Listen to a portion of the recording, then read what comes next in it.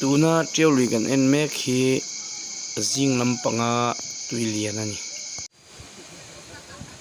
treo tui pon punza ya rele hei ham maya abranya sefuling kalau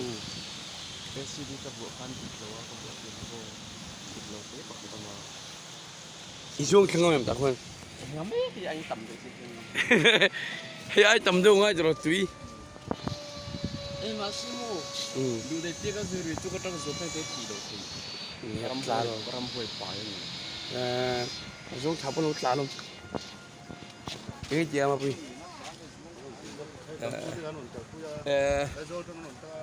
nị chưa chơi lên sầu lưng đâu mi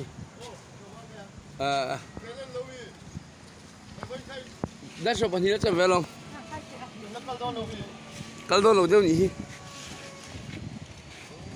tùy liền lấy lon trong lột xe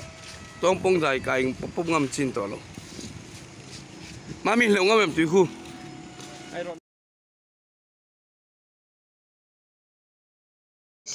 lại lắm mà rồi nhớ chỗ mấy chỗ này treo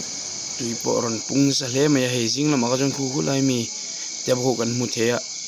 lại lắm bằng ạt chuan khu vét này tùy liền lâu khi rằng tùy liền là bung sa treo tùy bộ rồi bung sa là kan veng a ro su che lo ma se jing la ma so ta tai bor ve po kon a eng mo lang thei khau ma kon chen he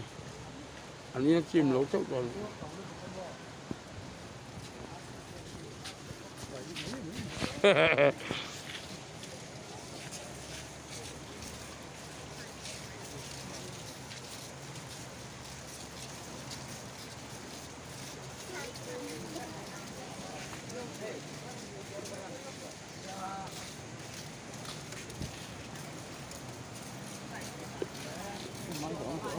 Có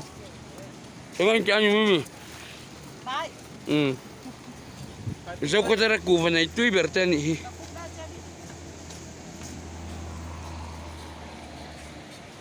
nào mà tùy khu liền em là trên ai con liền ồ tùy liền là bung tiền nào hun lại ở đây khi này tu Mizoram mun sang thon dar tur chok me vela rong kai he kan police te hian engemaw chen dang thei si lo che thei te ne assam rifle te po hian engemaw chen a chen thiam ani hei en mong hian check rei rui me ya chuan an kai zeu zeu tu bi tu tang dai thi tak si lo chu hei ai di la ti hian kan police lam te pon se thiam na zau tak ne assam rifle te pon se thiam na zau tak ne an lo ti lu te ti hian en tin ti lam